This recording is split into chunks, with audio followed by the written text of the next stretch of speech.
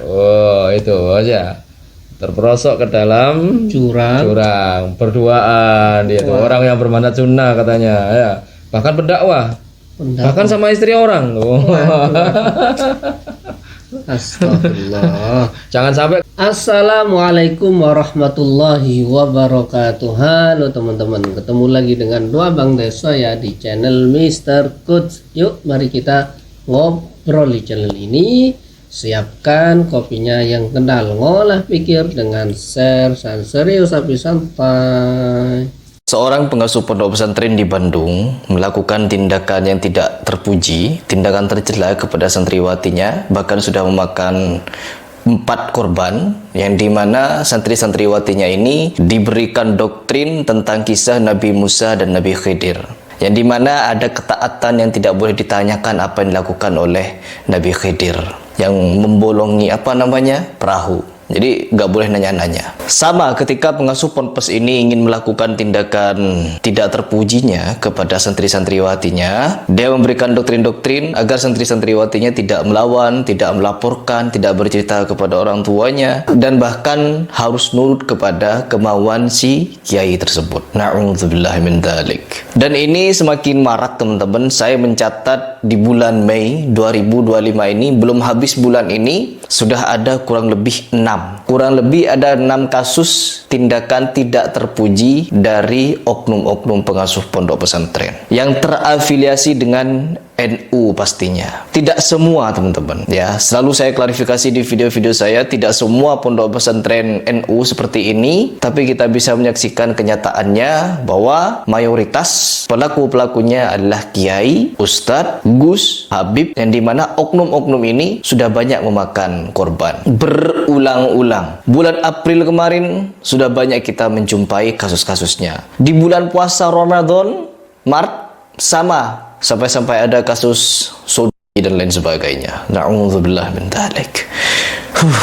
Betapa banyaknya. Dan saya mulai paham, saya mulai mengerti kenapa bisa semakin banyak kasus-kasus pencabulan seperti ini, karena adanya dari ajaran mereka yang menentang syariat-syariat Allah Subhanahu wa taala yang telah ditetapkan di dalam Al-Qur'an.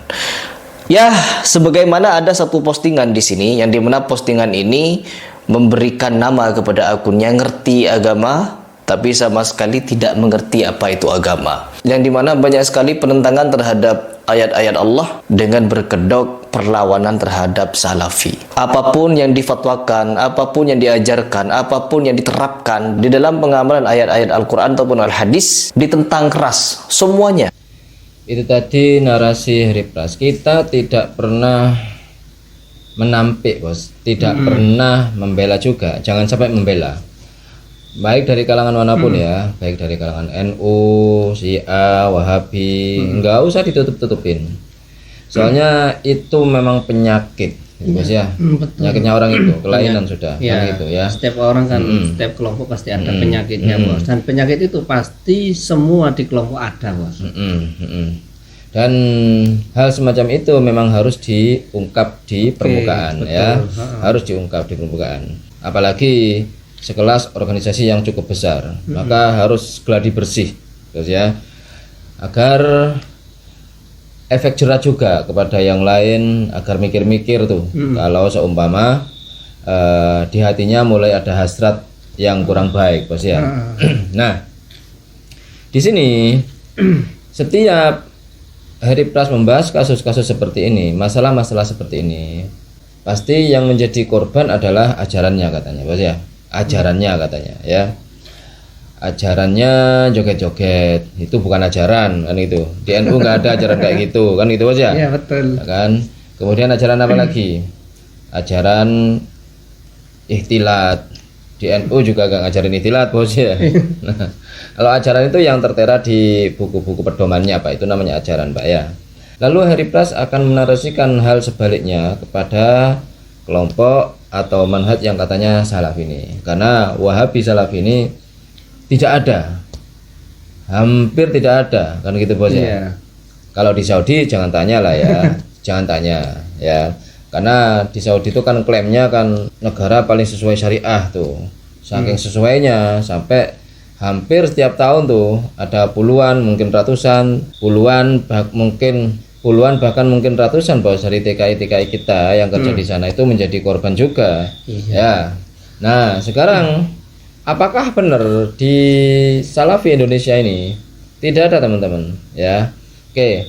Kalau kelompok sedikit itu biasanya lebih menjaga nama baik daripada kelompok yang banyak. Iya, itu di mana-mana gitu sudah. Ya. Namanya kelompok yang sedikit karena masih kecil, maka mereka akan rajin memperkenalkan nama baik mereka ke kalangan umum, ke khalayak tuh, agar diakui, agar menarik simpati, agar diikuti oleh orang, kan gitu ya.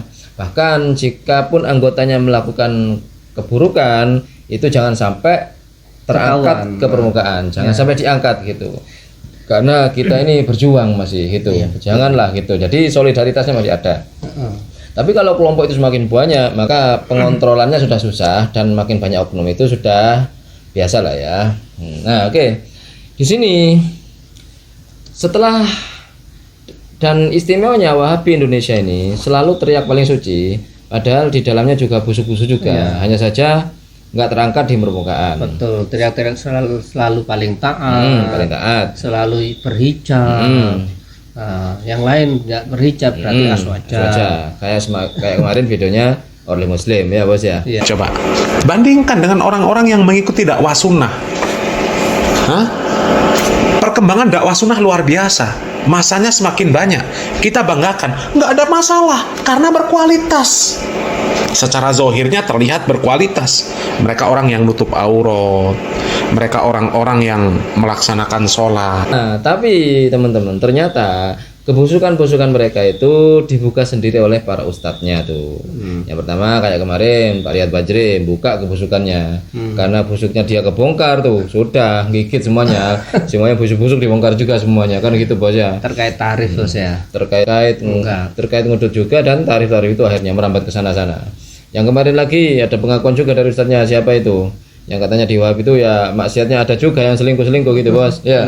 Nah, oke, kali ini ada juga teman-teman seorang ustadz yang mengakui bahwasanya di Wahab Indonesia ini, si Salafi ini yang katanya orangnya taat-taat, baik-baik, tidak bermaksiat, ya kan, ajarannya selalu Quran hadis, dan kalau pengajian tuh daging semua, nggak ada joget-joget, nggak ada ketimpringan, nggak ada selawatan, nggak ada lucu-lucuan, semuanya full ilmu. Ternyata hasilnya teman-teman sama saja, ada aja juga yang gitu menurut pengakuan ustadz ini. Kita cek videonya teman-teman ya. Jangan sok-sok nasihati, assalamualaikum ukhti, sudah sholat belum? Jangan dijawab, kita bukan mahram, kita bukan Nabi Yusuf. Yang kuat hanya Nabi Yusuf. Itu dia bos. Jadi di Wahabi ini banyak juga tuh santri-santrinya itu ya, jamaah-jamaahnya tuh yang iseng-iseng tuh sok-sokan WA atau DM cewek, assalamualaikum mufti udah sholat, jangan dijawab tuh katanya saat ini, jangan dijawab, bukan mahram itu. Kita ini nggak kuat bos ya. Cewek cowok ini banyak nggak kuat. Yang kuat itu cuma Nabi Yusuf. Nabi Yusuf ya. Ini berarti pengakuan tuh ya. Berarti walaupun Ustadz Wahabi teman-teman nggak kuat mereka teman-teman. Ya, ini pengakuan dari Ustadznya sendiri tuh. Yang kuat cuma Nabi Yusuf katanya. Nabi-nabi yang lain nggak kuat apa Pak? Gimana Pak? Anda ini gimana Pak? Kan Nabi ya. Kayaknya Nabi Yusuf. Kayaknya Nabi Yusuf aja yang kuat dengan godaan wanita. Emang Nabi yang lain nggak kuat Pak? Gimana Anda ini? Oke. Berarti sekali Ustadz Salafi pun ya. Nggak kuat teman-teman kalau digoda sama cewek itu. Lanjut. Dan saya dengar beberapa, ini kabar tersebar, beberapa orang yang sudah ngaji sunnah, bahkan pendakwah. Oke. Ini dia dengar kabar tuh. Ini sudah kesebar kabar nih. Kesebar di kalangan Wahabi loh ya, nggak sampai ke permukaan, mereka tetap menyembunyikan ya. Orang-orang yang sudah belajar sunnah tuh, bahkan seorang pendakwah katanya. Jangan dibuka Ustadz, bahaya Anda ini. Kenapa Anda buka-buka aib kayak gini? Kasihan tuh youtubernya, nutup-nutupin dengan keras perjuangannya bos ya. Dibongkar sendiri. Oke, apa yang dilakukan orang yang belajar sunnah, bahkan Ustadz itu pendakwah. Oke. Terperosok ke dalam syahwat haram. Ya, hati-hati berduaan, bahkan istri orang. Jangan sok-sok. Oh, itu aja. terperosok ke dalam jurang, berduaan dia tuh orang yang bermanhaj sunnah katanya ya. Bahkan pendakwah. Bahkan sama istri orang. Astagfirullah. Jangan sampai kedengaran dari pras nih. Kalau kedengaran dari pras, mana? Orangnya yang mana? Sebutin gitu. Ya jangan disebutin orang ini intern kan gitu Bos ya. Kalau nyebutin, sekali kalian nyebutin namanya, langsung dia bukan manhaj salaf itu. NU itu. Langsung itu orang yang melakukan itu pendakwanya juga bukan manhaj salaf kamu gitu. Oh itu. Paling NU itu waswaja itu. Menyusup. Iya. Oke, kayak gitu teman-teman ya pengakuannya. Ustaz siapa ini? Jujur banget ini, Pak. Bahaya Anda, Pak. Anda kenapa buka-buka kebusukan Wahabi, Pak? Ini Anda nanti diserang loh sama umatnya ini ya, Bos ya. Soalnya di Wahabi ini yang kuasa umat, bukan Ustaz. Umat, ya, umat yang kuasa. Berarti yang nggak cocok. Yang menurunkan Ustadz ya, para umat ini. Anda ada di atas podium. Kalau Anda macam-macam dipecat Anda, turun lagi jadi rakyat ya. Yang tadinya ulama jadi rakyat ya, rakyat jelata terus ikut dengerin kajian. Nggak layak jadi. Iya, nggak layak. Yang naik Harry Plus nanti. Oke, itu saja obrolan hari ini.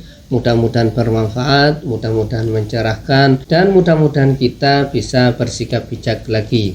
Ma asabaka min hasanatin faminallah wa ma asabaka min sayyiatin famin nafsik. Yang baik-baik semuanya datang dari Allah, yang jelek-jelek datang dari kami.